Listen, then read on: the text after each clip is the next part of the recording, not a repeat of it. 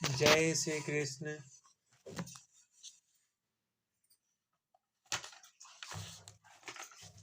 कल के श्लोकों में हमने सुना था कि जिस व्यक्ति ने इंद्रिय तृप्ति की समस्त इच्छाओं का परित्याग कर दिया है और जो इच्छाओं से रहित है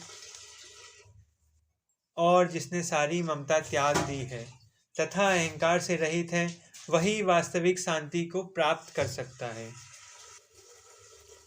जो पुरुष समुद्र में निरंतर प्रवेश करती रहने वाली नदियों के समान इच्छाओं के निरंतर प्रवाह से विचलित नहीं होता और जो सदैव स्थिर रहता है, वही शांति प्राप्त कर सकता है।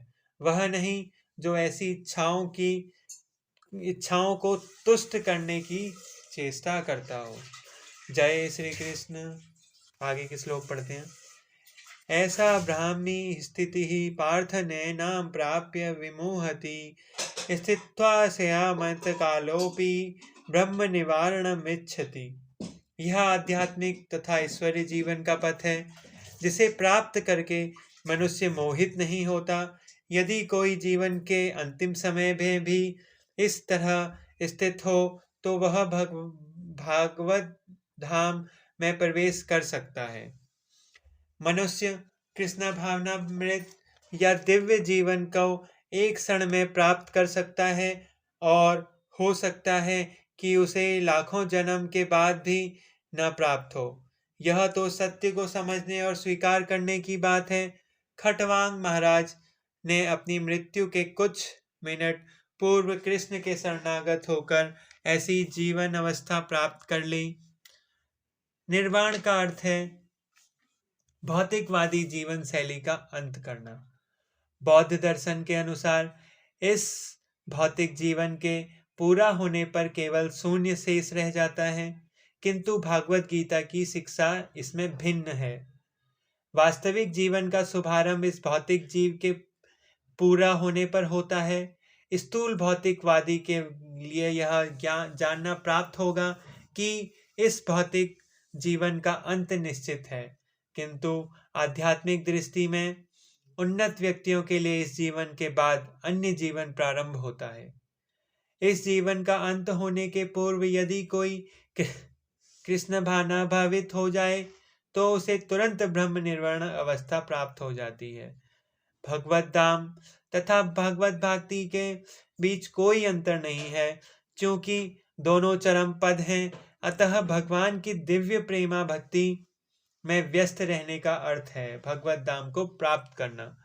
भौतिक जगत में इंद्रिय तृप्ति विषयक कार्य होते हैं, आध्यात्मिक जगत में कृष्ण भावना भावित विषयक।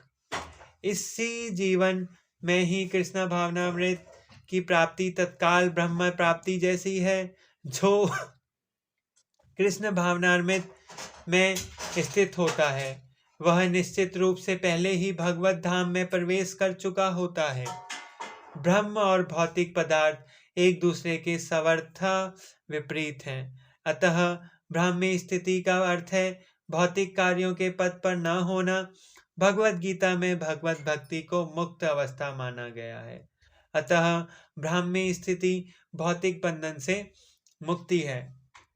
श्रील भक्ति विनोद ठाकुर ने भागवत गीता के इस द्वितीय अध्याय को संपूर्ण ग्रंथ के प्रतिपाद विषय के रूप में संक्षिप्त किया है। श्रीमद् भागवत गीता के प्रतिपाद हैं कर्म योग, ज्ञान योग तथा भक्ति योग। इस द्वितीय अध्याय में कर्म योग तथा ज्ञान योग की स्पष्ट व्याख्या हुई है एवं भक्ति योग की झांकी भी दे दी गई है। इस प्रकार कृष्ण श्रीमद् भगवत गीता के द्वितीय अध्याय गीता का सार का भक्ति वेदांत तात्पर्य पूर्ण हुआ है। 2 अध्याय पूर्ण हो चुके हैं और अब अध्याय 3 कर्म योग जारी होगा, वो हम अगले उसमें सुनेंगे। इसमें अध्यायों में हमने ये सुना था, जैसे जिसने जन्म लिया है उसकी मृत्यु निश्चित है और मृत्यु के पश्चात पुनर्जन्म भी निश्चित है।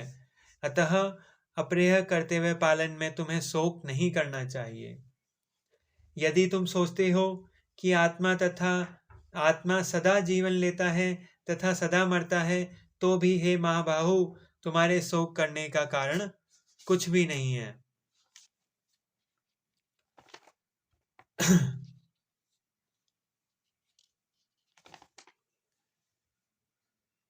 तुम सुख या दुख, हानि या लाभ, विजय या पराजय का विचार किए बिना कर्म करो। ऐसे करने से कोई पाप नहीं लगता है।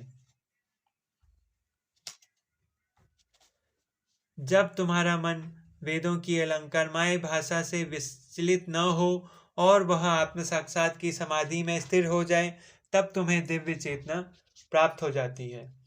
जब बुद्धि मोह रूपी सघन वन को पार कर जाएगी, तो तुम सुने हुए तथा सुनने योग्य सब के प्रति अन्वयस्क हो जाओगे। राग तथा द्वेष से मुक्त अपनी इंद्रियों को संयम द्वारा वश में करने में समर्थ व्यक्ति ही भगवान की पूर्ण कृपा का प्राप्त कर सकता है।